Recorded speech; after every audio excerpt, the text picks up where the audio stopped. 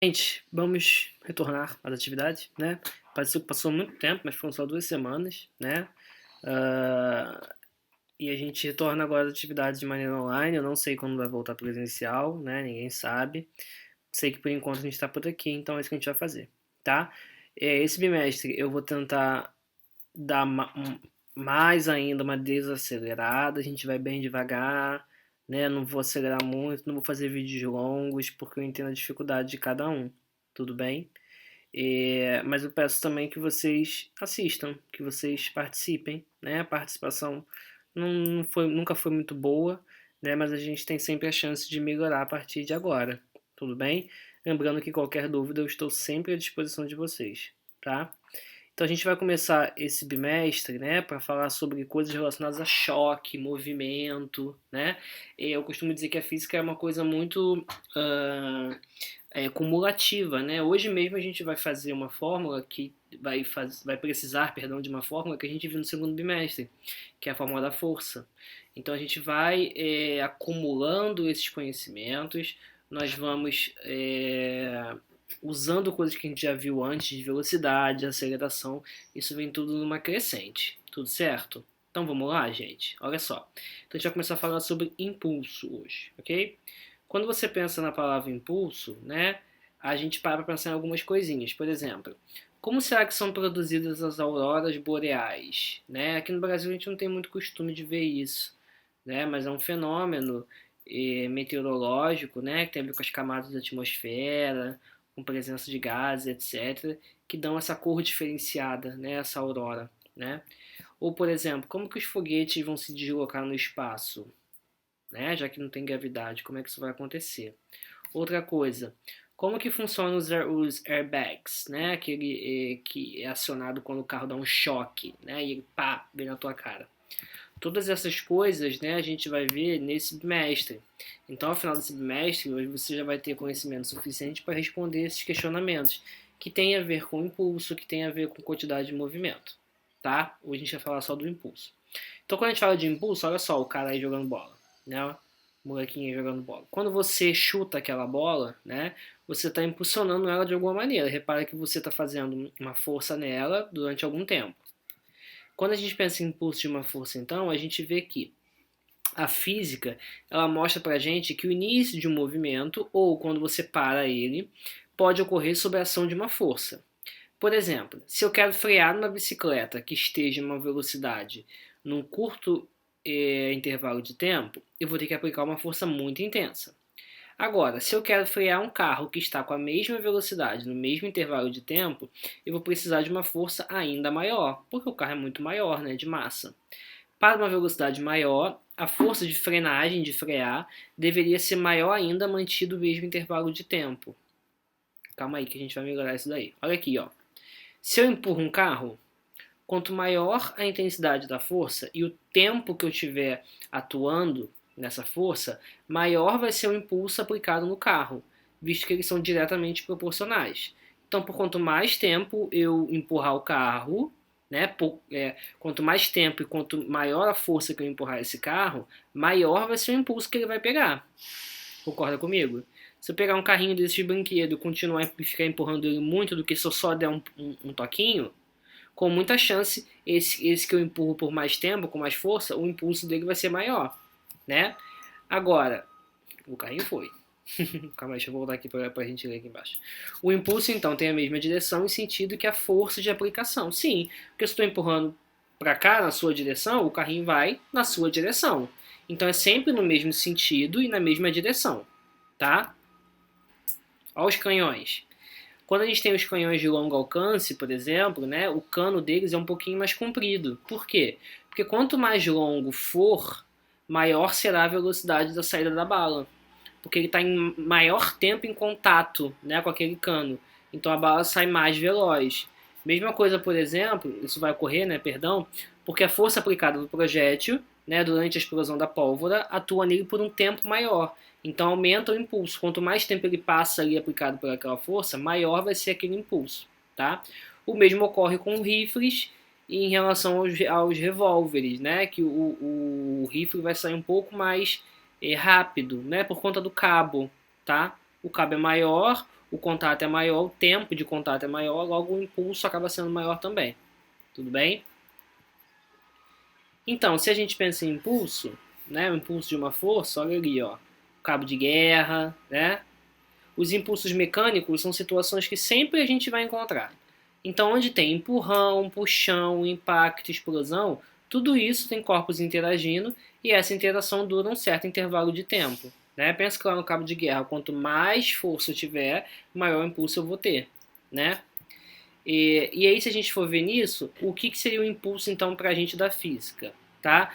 Tudo que eu falei antes aqui, gente, você não precisava ter escrito, tá? Eu só quero que você copie desse slide aqui em diante, que ele vai definir, vai dar a forma. Os outros era só para a gente contextualizar, tá? Então, o impulso, na verdade, é uma grandeza que vai relacionar a força aplicada em um corpo com o respectivo intervalo de tempo de aplicação. São as duas coisas que eu tenho falado desde o início. Força e tempo, força e tempo, força e tempo, força e tempo, força e tempo, força e tempo, força e tempo, força e tempo. Ok? Então, olha só como é que é a fórmula da força, que fácil. I igual a F vezes ΔT. As letras são fáceis de você lembrar. O I é impulso, o F é força e o ΔT é o intervalo de tempo. Então, o impulso nada mais é do que a força que eu coloco sobre aquele corpo por um maior intervalo de tempo. Tá ok? I igual a F vezes ΔT. Vamos praticar aqui um pouquinho para a gente ver? Olha só. O impulso é uma grandeza vetorial, ou seja, precisa de intensidade, direção e sentido para ser determinado. Olha aqui que legal, ó. Na tirinha abaixo, suponha que o tempo de interação entre o coelho Sansão e a bola tenha sido de 0,01 segundos, bem rápido, e que a força exercida sobre ela tenha sido de 400 newton. No sistema SI, Sistema Internacional de Medidas, né, o módulo do impulso produzido pela força vale. Então, olha só o que acontece na tirinha. O Cascão taca uma pedra nela, e aí ela vai e taca o Sansão no Cascão. Né? Então ele quer saber qual vai ser o impulso produzido por essa força. Tá ok? Ela desvia, né, na verdade, a pedra com o Sansão. Tá? Então o tempo em que o Sansão e essa bola, né, eu chamei de pedra, ele chamou de bola, enfim, o tempo em que essa bola e essa pedra estão em contato, ele disse aí que é aproximadamente 0,01 segundos, né, e que a força que ela usou aí foi de 40 newtons. Então ele quer saber o impulso. Então repara que ele disse aqui, ó, o impulso ele quer saber, ponto de interrogação. A força ele me disse que é 400 newton, está escrito aqui, né? Força de 400 newton. E o intervalo de tempo ΔT 0,01 segundos. Tudo bem? Então, se eu jogar na fórmula, que é F vezes ΔT, eu só substituir, ó. O I, boto o I, o F, 400, e o ΔT, 0,01 segundos. Ok? Tranquilo, eu acho, né? Só eu fazer a multiplicação. 400 vezes 0,01 vão dar 4 newtons por segundo.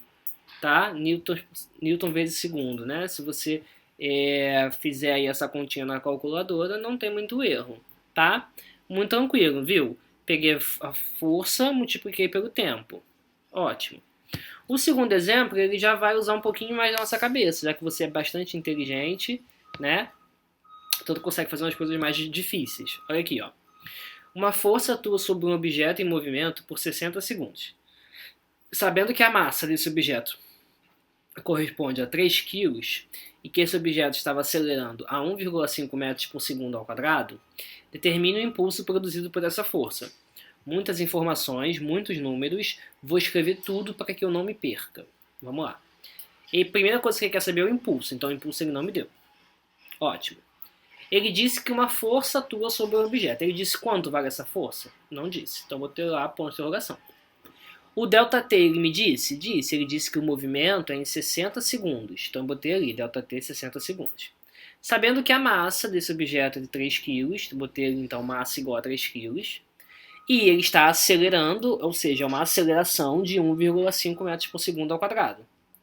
Ok? Ótimo, então eu botei todas as informações que ele me deu. Ele me deu ΔT, ele me deu a massa e ele me deu a aceleração. Ok? Como ele quer saber o impulso, eu vou primeiro escrever a fórmula do impulso. Impulso é igual a força vezes tempo. Fácil.